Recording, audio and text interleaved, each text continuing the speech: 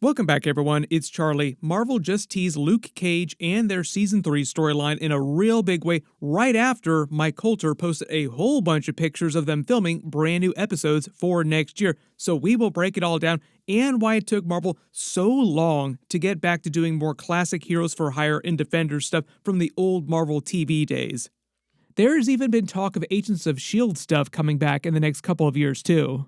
Recently, there was a report from Illuminate affirmed the track's viewership of streaming series, and they were claiming that Daredevil Season 2, Born Again Season 2, had lost about half of their audience from Season 1, meaning literally half the number of people would have completely had to check out on the show, which is why I think Marvel was so happy to see Mike Coulter accidentally, maybe totally on purpose, Mark Ruffalo and Tom Holland looking at you, leak all the team-up pictures with the classic Netflix Defenders back again while they were filming episodes in a big Daredevil Matt Murdock Season 3 plot point specifically that people also think gives away some of what they're doing with Iron Fist now too, that he's coming back.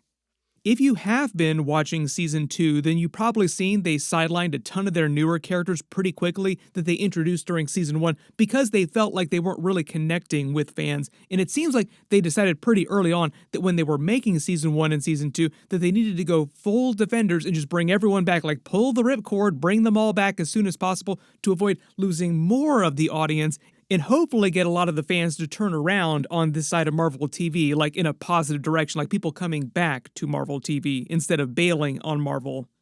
Marvel losing half the audience on shows, if you do believe the numbers that they're reporting, is a completely separate issue. There are a couple of very obvious reasons why that's happening, like a number of reasons, in addition to fans just not vibing on the current storyline during Daredevil Born Again Season 2. So while we're breaking down all this brand new Defenders, Luke Cage, Iron Fist, Heroes for Hire stuff, we'll also try to explain what the real problem is with Marvel TV and why it took them so long to pull the ripcord on this and just bring everybody back. Because a lot of us several years ago when they were releasing Spider-Man No Way Home just assumed the minute you saw Daredevil that they were planning to bring everybody back really soon, and when we thought really soon, we thought that meant more like a year or two, not like 4 or 5 years. I am the only one that can connect you with Luke. Where is he? He is overseas. He's doing the Lord's work, so you don't have to.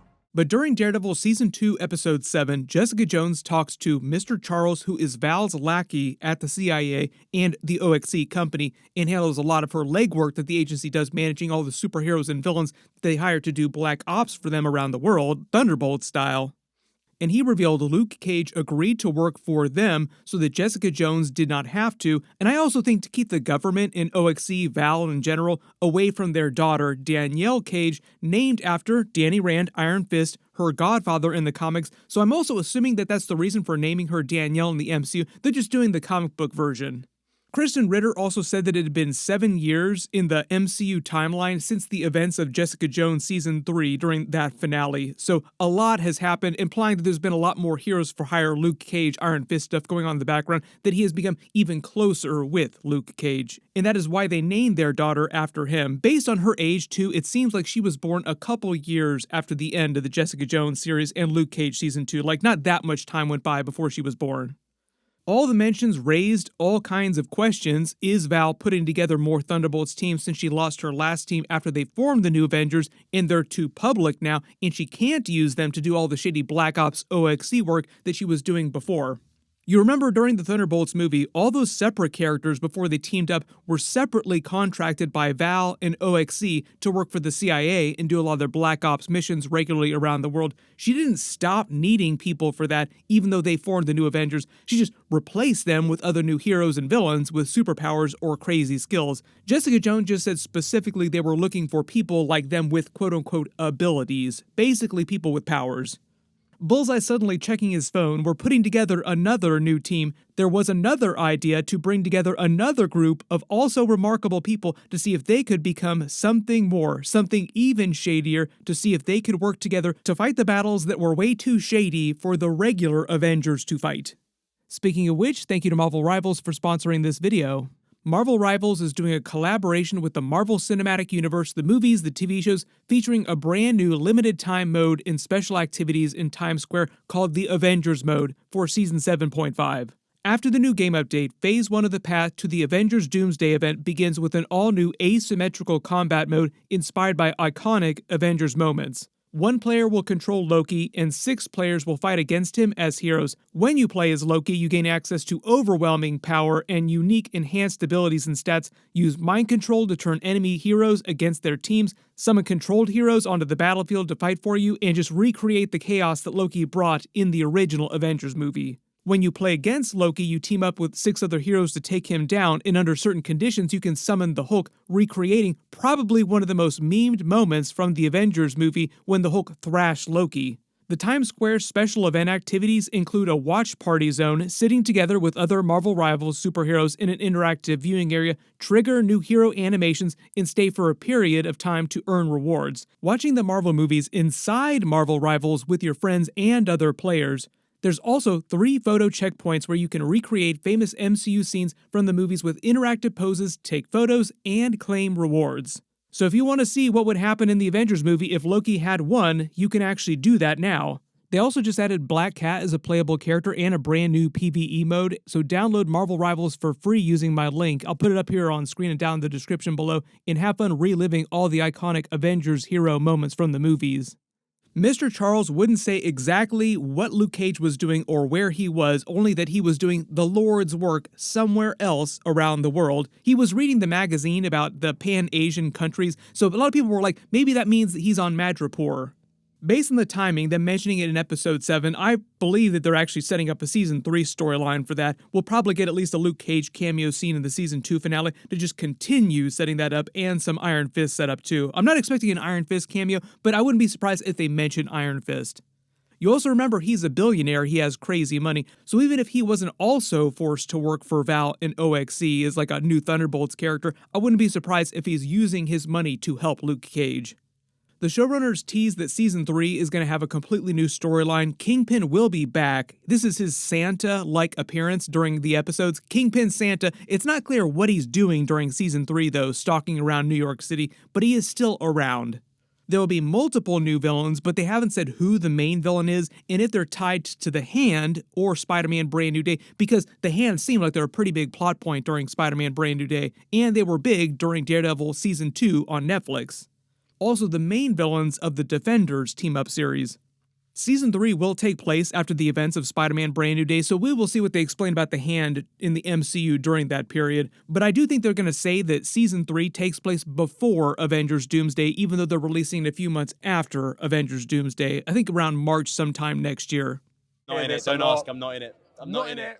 We will see how they handle that. They had that problem with Spider-Man Brand New Day for a little while, where Doomsday was going to come out before it, but Brand New Day was meant to take place before it in the actual timeline. Now that isn't really an issue with the movies because they rescheduled Doomsday, but it does create a couple issues for the ground level stuff and like all this Defender stuff they're doing during Season 3.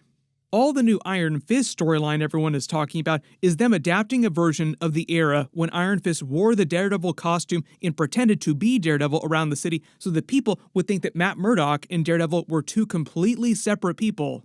I have not seen the Season 2 finale yet as of me posting this video, but my early theory is that Matt Murdock is outed as Daredevil in the finale somehow. Somebody does it, either he does it or Kingpin outs him. And based on Mike Coulter's picture that he posted of them filming a scene with Matt Murdock in prison, Matt Murdock gets arrested for being a vigilante and all the stuff that he did that was illegal while he was Daredevil, because he did do a lot of actual illegal stuff, so Kingpin wouldn't have to lie about some of the stuff he did to get him arrested for real. And at the beginning of Season 3, maybe they'll do the Devil in Cell Block D storyline for him, specifically, where he basically has his own version of what happened to Punisher when he was in prison during the Netflix Season 2, like basically same concept, where like all the prisoners come after him because they're after Daredevil.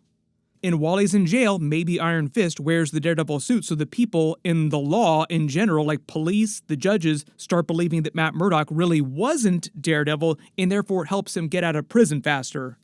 But this is also probably leading to the other big reason why the Defenders fully come back, Luke Cage, Iron Fist, Jessica Jones, to fill the void left in Daredevil's absence in the rising threat of some bigger new villains that he's not around to help because he is stuck in prison. So like, somebody else needs to step up and start saving the city. Spider-Man can't do this all by himself.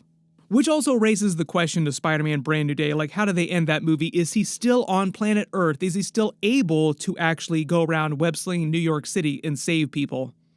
Now addressing the elephant in the room, Daredevil losing half of its audience from Season 1. If you do believe the numbers, I think that they did lose a lot of their audience, even if they didn't lose fully half. Probably the biggest reason is people just not vibing on the storyline that the original showrunners set up during season 1, and then Kevin Feige pumped the brakes on, fired those people, brought in a bunch of the Netflix people to come back and fix season 1, but they only shot like one new episode and a couple new insert scenes, and then had to recut most of season 1, which they had already filmed, which is why season 1 felt so all over the map and so Frankenstein. And it sounds like those people, when they were developing season 2, also decided immediately to bring back the Defenders classic characters and go full-blown Defenders as quickly as possible.